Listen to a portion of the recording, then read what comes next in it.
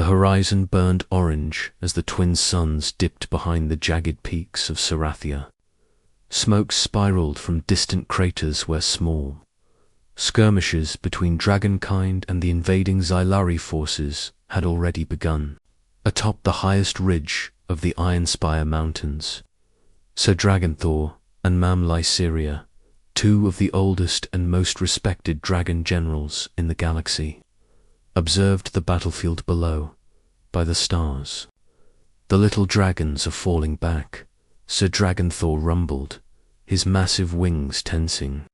His scales, glinting with streaks of gold and bronze, reflected the dying light. His voice carried the weight of centuries, a voice honed to command respect across worlds. Mam Lyceria's sapphire eyes narrowed. Retreat is not in their training. Something must be wrong. Her tail lashed behind her in agitation. Even for dragons, the notion of defeat was anathema, a stain they seldom tolerated. Before either could speak again, a human girl sprinted up the ridge, her black hair streaming behind her like a comet's tail. Her racing breaths came in sharp bursts, and her uniform fitted with lightweight combat armor was scuffed and torn. She skidded to a halt before the two towering dragons, bowing sharply. "Sir Mam Lyceria," she gasped, "the little dragons are in retreat." Dragonthor's horned head tilted. "Explain yourself, human," he said, his voice a deep reverberation that made the stones tremble. They're scared," the girl said, trembling as she spoke. "The Xylari, there's something new, a kind of weapon, something I've never seen. They killed half of Captain Slythar's squad in minutes." Lyceria's wings fluttered in frustration. "Impossible. Our younglings train with the combat simulations daily. Nothing should intimidate them enough to flee." The human girl, her name was Alarabet, her lip shaking her head. "I don't know what it is. I saw it with my own eyes. They used some kind of energy pulse. It didn't just hurt them, it made them freeze with fear." Dragonthor's eyes narrowed, and he leaned closer to Alara, his massive snout inches from her face. "Human, do you understand the danger you speak of?" "Yes, sir," she whispered. I think I can help, but I'll need your trust." Lyceria's gaze softened, though wariness lingered. "We have little choice. Tell us your plan." Alara swallowed and straightened her back, trying to summon the confidence that she had trained so long to master. The Xylari weapon, it's powered by psychic energy. It disrupts the primal instincts of any creature with heightened perception, dragons specifically. But I've been working on something. A device, it can counteract the pulses and restore confidence, even in the youngest dragons. But I'll need you both to bring the little dragons back within range." Dragonthor snorted, bold words from a mere human, but desperate times. Lyceria nodded. "Lead the way, human. We will follow. But if this fails," her eyes flashed, "we will crush every Xylari in this quadrant." Alara led the dragons down the jagged cliffs, dodging falling rocks and the occasional Xylari scout. Below, the battlefield sprawled like a living nightmare. Young dragons cowered behind wreckage, their scales dulled with fear, trembling as shadowy pulses of energy tore through the ground.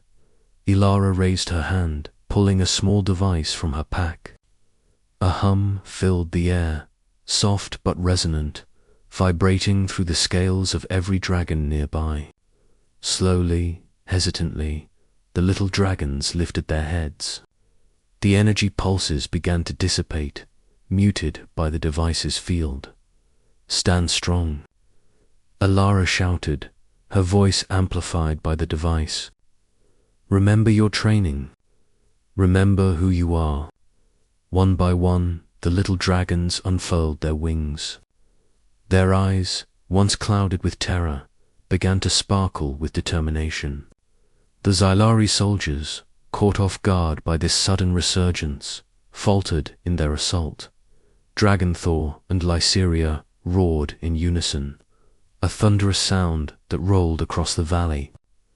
With a swift beat of their wings, they soared down to the battlefield, rallying the young dragons into formation. Alara stayed on the ridge, monitoring her device. Her fingers flew across the controls, adjusting frequencies to keep the young dragons steady. Hold the line, push them back. Below, dragons of all sizes descended upon the Xylari forces like living meteors. Fire met energy, talons clashed with armor, and wings sliced through the skies. The battlefield, once a scene of chaos and retreat, transformed into a dance of defiance. Amid the fray, Dragonthor noticed one young dragon, barely more than a hatchling, cornered by 3 Xylari warriors. With a sweep of his massive claw, he sent the attackers sprawling, lifting the hatchling to safety. Lyceria, meanwhile, darted through the ranks, coordinating attacks, shielding the younger dragons, and striking with precision. Every movement demonstrated centuries of combat mastery. And yet there was a human ingenuity in the background, guiding the dragons in ways they hadn't anticipated. Ilera's heart raced, but she pressed on, amplifying the energy field. She watched as fear turned to courage, hesitation to action. The Xylari soldiers, once unstoppable, began to retreat under the sheer force of united dragons. Hours passed like minutes. When the twin suns finally disappeared beneath the horizon, the battlefield lay littered with remnants of Xylari machinery, smoldering but mostly intact dragons standing tall. The young dragons chirped and roared, celebrating their victory. Dragonthor landed beside Alara, his massive head bowing so she could see his eyes.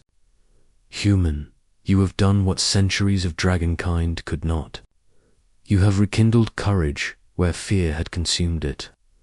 Lyceria landed gracefully, her wings folding like silken sails.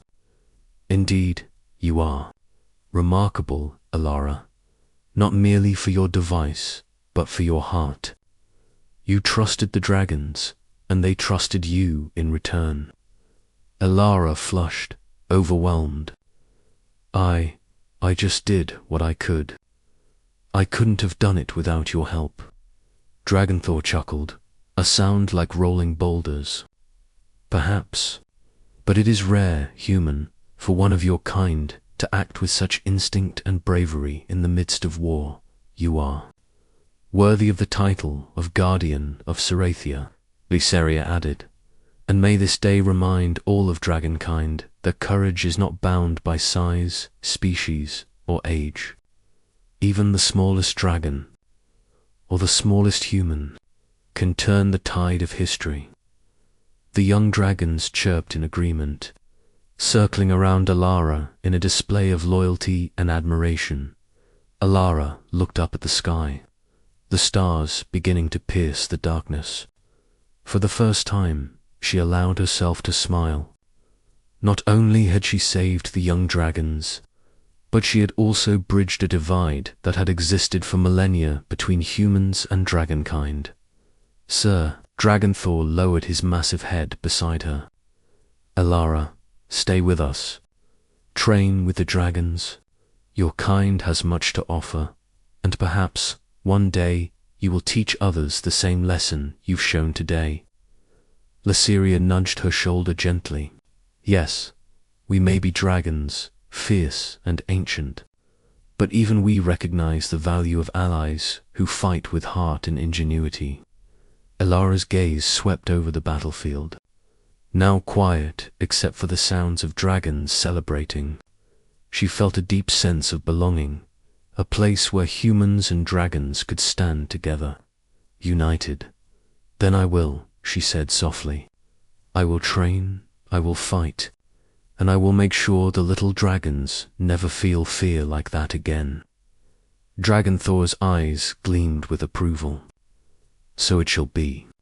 And when the Zellery return, they will face a force united in purpose, and unwavering in courage.